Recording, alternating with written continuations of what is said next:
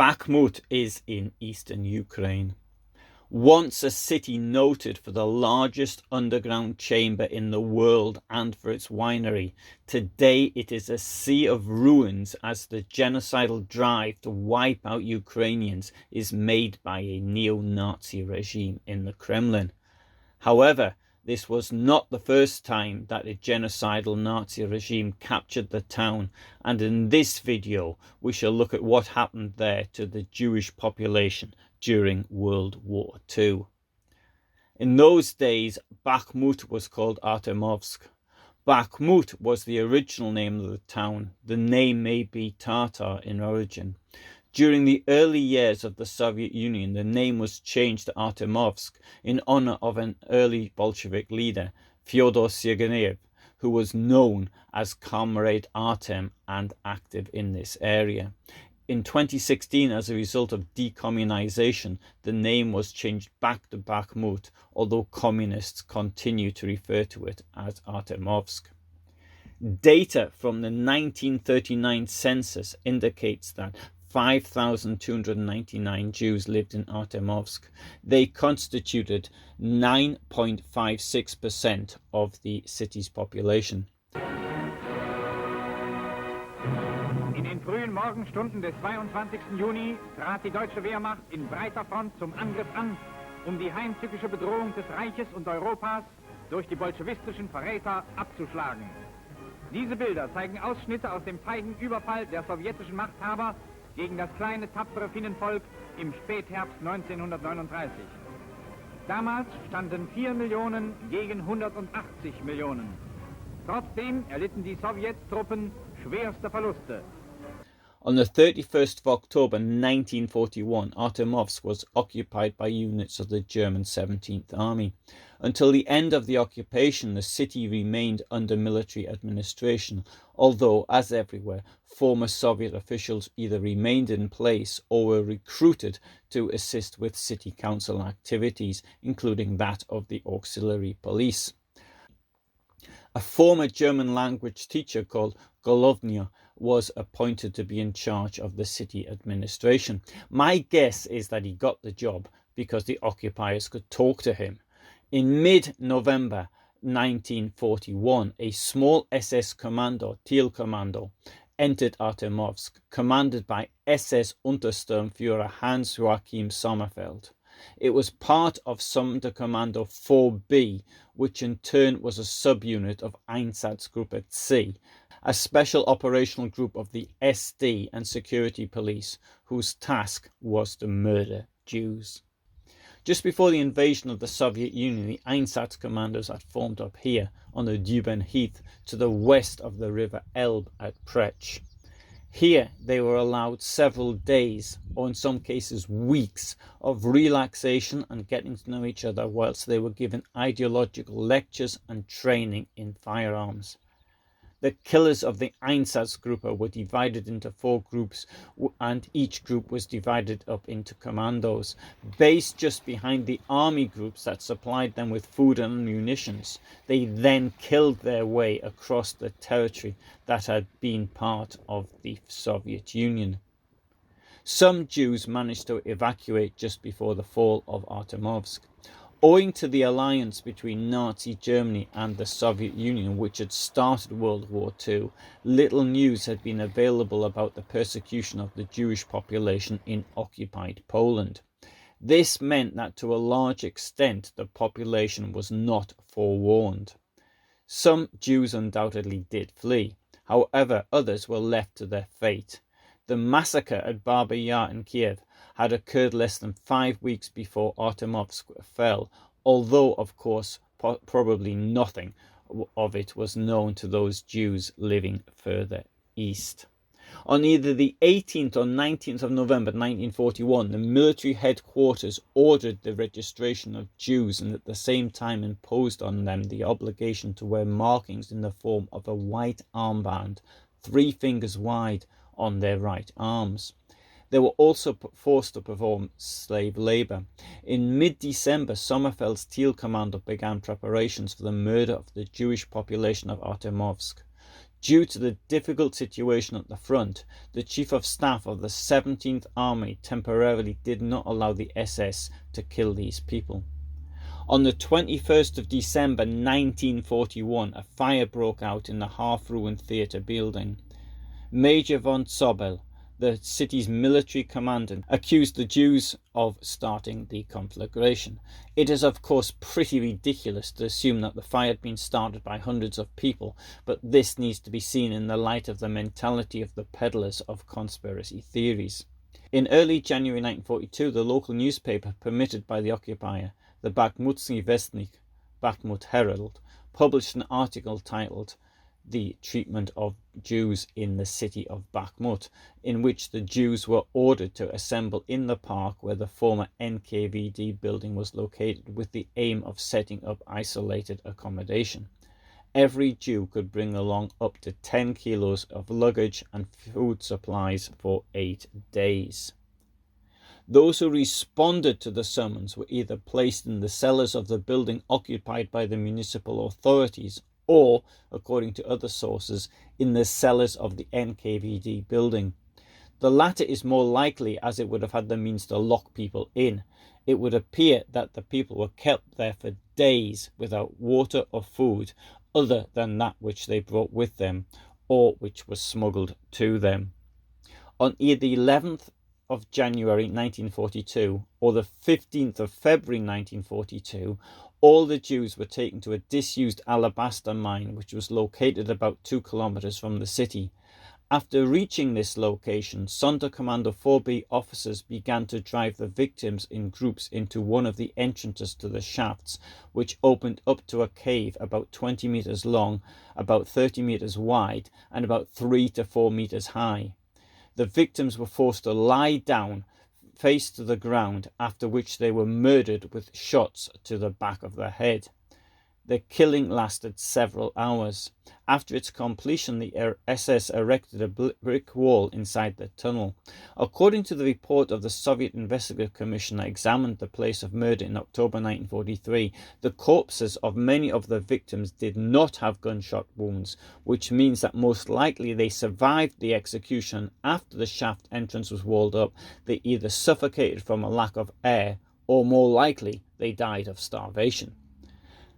In the report of Einsatzgruppe C, dated the 6th of March 1942, there's information that 1,317 people were shot in Artemovsk, including 1,224 Jews, 63 political activists, and 30 saboteurs and partisans.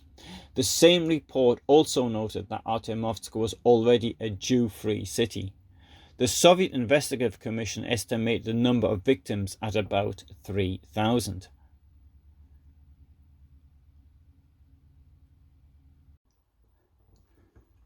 Although helping Jews was punishable by death, some local residents tried to save their Jewish neighbours and friends by hiding them in their homes or helping them obtain false documents. For around 19 months, the family of Dr. Divi Plugunovaya hid a Jewish girl. Sofia Skibina and Ksenia Kyastakova, the residents of a house at 8 Tisfyolovskaya Street, gave shelter to a young Jewish boy, Tolya Weinstein. A doctor named Yonov handed out passports of dead ethnic Ukrainians and Russians to Jewish people. A doctor named Balashova gave false testimony about some deaths in order to save the lives of Jews.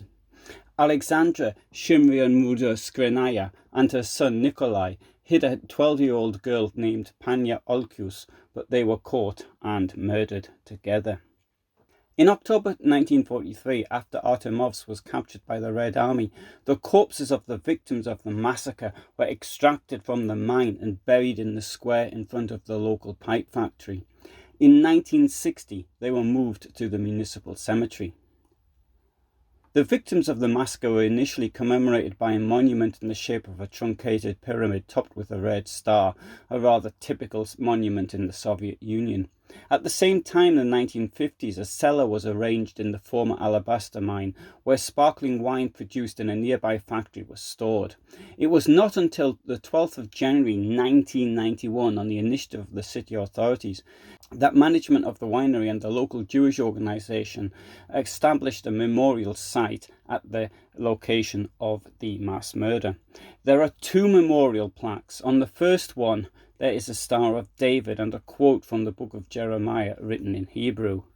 We can hear lamentations and bitter cries. Rachel weeps for her sons. She refuses to be comforted because they are no more. On the same plaque, there's also an inscription in Russian. May the Lord remember the souls of the Jews of Artemovsk. Amen.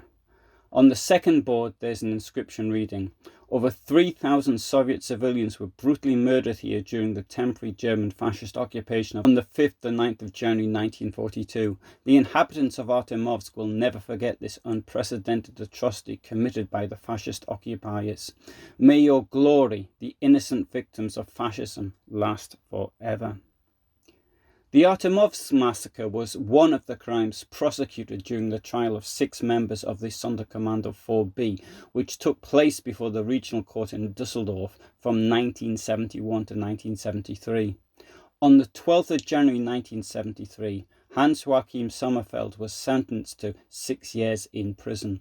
His superior Fritz Brauner, who was commander of the Sonderkommando 4B, personally supervised the extermination of Jews from Artemovsk, was sentenced to 9 years in prison. The court in Düsseldorf declared, at a point during their visit to Artemovsk, the defendant Fritz Brauner, who was then commander of Sonderkommando 4B, informed the defendant Sommerfeld, who was then in the city with the detachment, about the order of the former commander for murdering all the Jews in Artemovsk, and at the same time delivering instructions to put together lists of all the Jews living there for the sake of their future liquidation. The defendant Sommerfeld then ordered the local police to put together the lists. After that was done, the defendant Sommerfeld took the results to the defendant Brown. A few days later, the defendant Brown came again to Artemovsk, where he supervised the rounding up of all the Jews and preparations for their mass murder.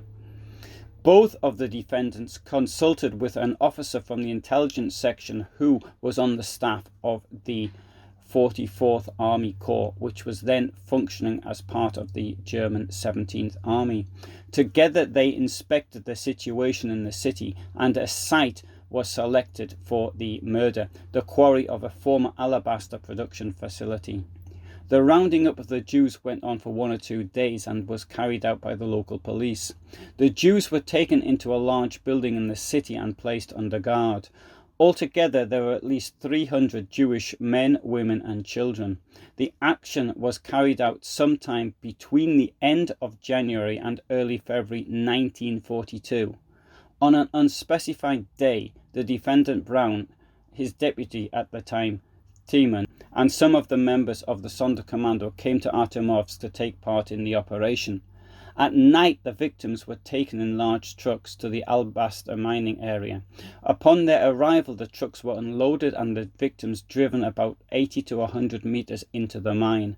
There, the victims had to lie down in groups in the large cavern, which had been carved out of the stone. The opening of the cavern was located 30 to 40 meters from the parking lot next to the mining gallery. Near the entrance door to the cavern from the mining gallery, there was an entrance in the rock which measured less in length and width than the doors. Floodlights were set up in the car parking area and in the cavern where the shootings would take place. After the victims entered the cavern, the members of the Sonderkommando unit killed them with shots to the back of the head. The shooting went on for a few hours, and when it was over, the entrance to the cavern was sealed from the outside. I don't know if the memorials to the murdered in Artemovsk are still there. I've used the present tense, but I suspect that they've gone.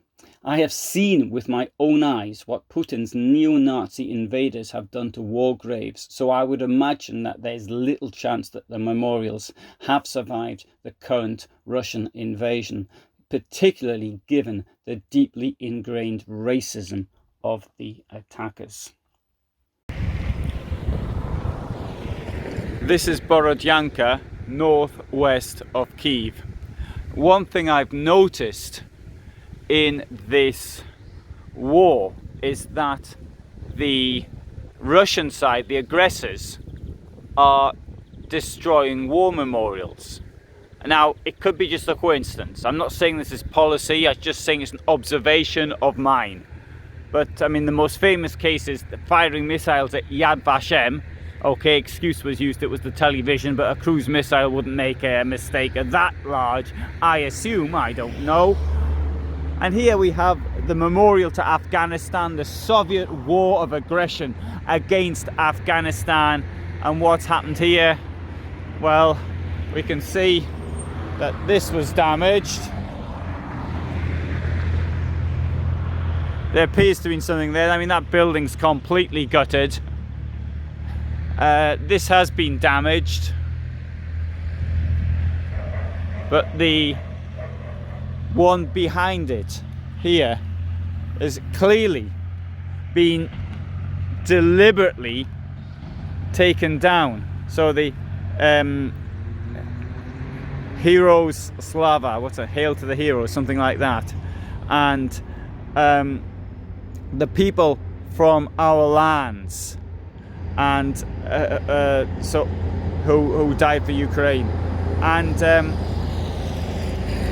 as you can see, this has clearly been removed deliberately, and this is where the sign has gone, Slava Ukraini, and it's there. Now, in the case of Borodyanka, almost everything's been destroyed. This is horrendous damage. But to return to the subject of the deliberate destruction of memorials, I would suggest that perhaps this has got something to do with the desire to change history by the neo-Nazi regime in the Kremlin. The desire to put Stalin in a good light, to forget about the millions and millions of victims of Stalin. And indeed, we'll probably end up seeing Hitler and Nazism also portrayed in a good light. That's my forecast. At the moment, that is not the case, but that is what I'm going to forecast as what they will do. Here in Borodyanka, destruction upon destruction. So it described as a one-street town. That's not entirely true, but this is the main street, and the centre is down there. Its buildings destroyed. Horrendous destruction.